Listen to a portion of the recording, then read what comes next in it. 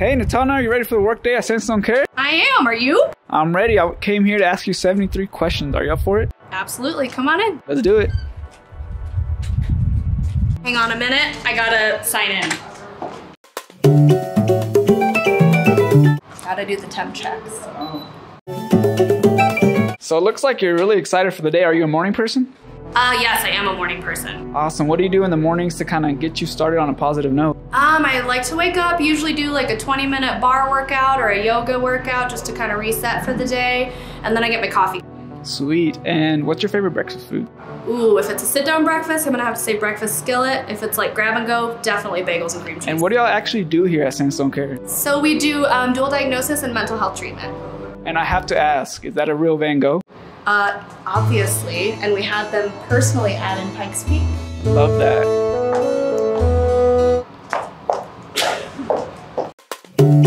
So tell me a little bit about this room. What do y'all do here? Yeah, so this is actually our intake and assessment room. So when a client first comes in, they'll come into this room, usually with me or another clinician, to do their intake.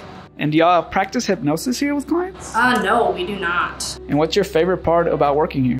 Oh man, I would say my favorite part about working here is, as cheesy as it sounds, like having the opportunity to help people and also just watch and develop my team, like watch them grow, help them develop as clinicians. And do people actually lie down during therapy? Yes and no. I would say not in the way that you expect, except for, you know, people get tired and sometimes take naps, especially in group. Yeah, and how do you like measure progress when it comes to therapy? Man, progress is really determined by the individual, right? So there's no like set criteria or it's not a, you know, one size fits all.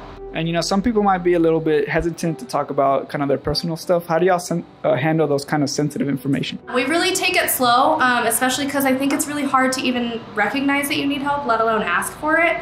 And so in these situations, we really, you know, take a slower approach, really build that therapeutic relationship before we push too hard. Awesome. Where are you going to take me next? I'm going to take you to the kitchen area. What's your favorite thing to eat?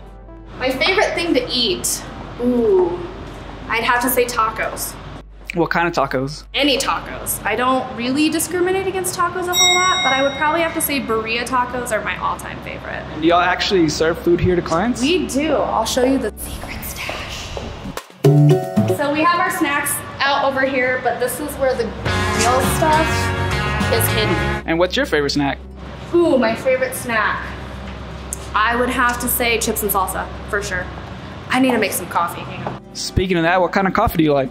Ooh, I really like a little bit of cream and a little bit of sugar, but I really don't discriminate a whole lot against coffee. And what should people do to avoid kind of coffee withdrawals? Oh, that's a really good question. For myself, I just make sure that I'm really hydrated. So definitely don't want to drink coffee all day. Are you gonna actually make anything or no? I didn't know, that's why. I can. Okay. It's heating. We're just kidding. So do you have any good healthy kind of snacks that people should try out, as far as maybe some people have trouble with sugar or anything like that?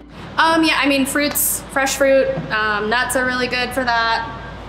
Yeah. And I see a TV on the left. What's your favorite TV show? Ooh, I'd have to go with Friends. It's a classic.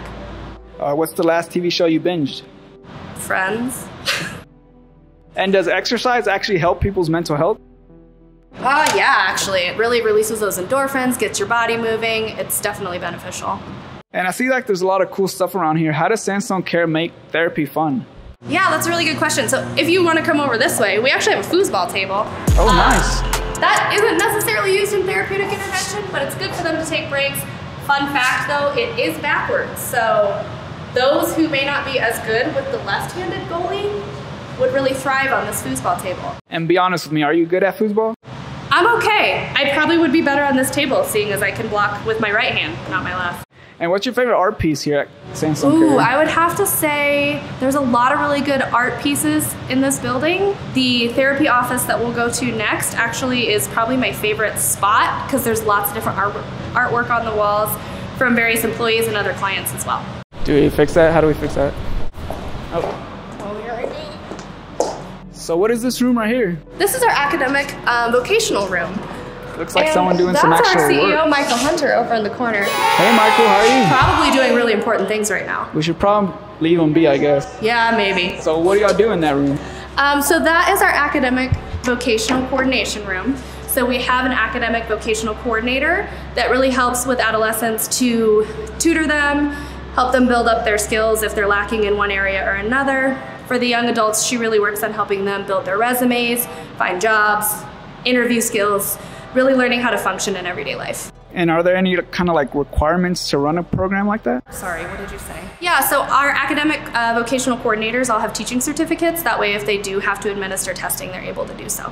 And what's the difference between regular school and maybe a program like this at Sandstone Care? Yeah, so it's not like functional or formal classrooms, not functional classroom. It's not formal classroom style, so it's really tutoring based, so it's specific to the specific student's needs. And speaking of teens, what would you tell your 15-year-old self? Ooh, stop, drop, and roll is not just for if you're on fire. Nice. And what's your favorite healthy coping mechanism? I would have to say probably getting outside, shutting off from electronics, social media, everything else, and really even just going for like a 30-minute walk is really great. And how do you relieve stress? What? Again, I like to go for walks. I like to hike. Yoga is really great for me. Helps with some of that mindfulness, meditation, and just really reset. Yeah, you talked about mindfulness a little bit. What is that? So mindfulness is actually a skill that we teach a lot in therapy, and a lot of people associate mindfulness with just meditation, and that's not necessarily the case. So we can be mindful in a lot of areas of our life. It's really trying to bring us to the here and now and being present with ourselves in the moment. Awesome. And what room is this? This is our group therapy room. So what do y'all do in group therapy? Say it one more time. They have some process time. They learn skills during psychoeducational time, and we try to do it a little bit more open for them, at least initially as we're checking in with them, giving them the floor to kind of bring up what's been going on for them, and then we tie in the skills and really try to generalize it for them. How many people are usually in a group? I would say on average about 8 to 10, but we cap groups at 12. And what kind of topics do y'all talk about? We talk about anything from various diagnoses like depression, anxiety, dual diagnosis, as well as we teach some coping strategies that are effective and give them time to really kind of find the root and the core of their issue. And you said the artwork was your favorite in here. Which one's your favorite? Ooh, I'd have to say the one over here. So this was actually done by a staff, and I just like the colors, the mountains. It's just really peaceful. That's awesome. And has anyone ever fallen asleep during therapy? Yes, they have. Are clients usually excited about group therapy, family therapy? I don't know if I would say excited, but I think at least initially, again, like it's really hard to reach out for help. It's really hard to recognize that that's something that you need in your life. But I think once they get started and get in the groove, it does become exciting because they are starting to feel that progress and feel those changes. And I noticed there's stairs over here. Is there a room up there? We don't talk about that room. It's a conference room. It's not that exciting. Where are we going next? We are going to go to our big group room. So this is actually a multi-purpose space, if you will. A lot of our family groups actually meet in this space because of the size, so we can really accommodate more people and more family supports or social support. And how do you involve cultural and diversity considerations in therapy? It's a really good question because it's really important. So we ask from day one if there's cultural considerations, any multicultural backgrounds, or anything that they want to share with us, even if it's family tradition, right, that would impact their treatment. And how do you get people to open up about that stuff that might be hard to talk about? Again, kind of just taking it slow, giving them some time, but really leaning onto that therapeutic relationship. And talking about this huge room, what's your favorite event or video that you ever shot here? One of the coolest things that we've done here actually is continuing education events for the community. So we get to meet other providers in the community, provide that sense of like a community within a community, and we just get to learn and grow together as clinicians. Awesome. And is there any special culture you can find in the center? It will be very rare that you'll hear a clinician say my client or that clinician's client. It's very much like these are our clients, these are our responsibility, these are our people, this is our team. So we really work in a multidisciplinary approach, and that includes the client and their family. And what's your favorite part of working at Sandstone Care? I think one of the coolest things that Sandstone does is we don't operate under that's how we've always done it mentality, right? So we really try to figure out what the next step is, take constructive feedback and apply it and make things grow and make things better and make changes. And one thing I've always heard about is evidence-based therapy. What is that? So evidence-based practices are therapeutic interventions that have been researched and have evidentiary support behind the effectiveness of them. I'm trying to figure out like how to. What? Hold on. And if you could be any animal, what would you be? Ooh, I would have to say a panda. They get to eat all the time and they're super resilient. They can fall like 40 feet out of a tree, tuck and roll, or get back up and do it again. And do you like Kung Fu Panda? Yeah, obviously. And where should we go next? We're just gonna go back out to the front. So the nice thing about our building is you can't really get lost. It's a big circle, rectangle. And if you could have any song play when you walk in a room, what would it be? Oh, that's such a good question. The one that comes to mind, I probably can't share on this video.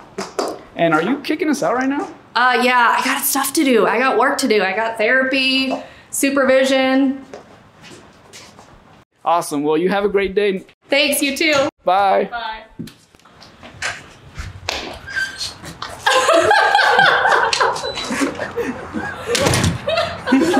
That's so hard.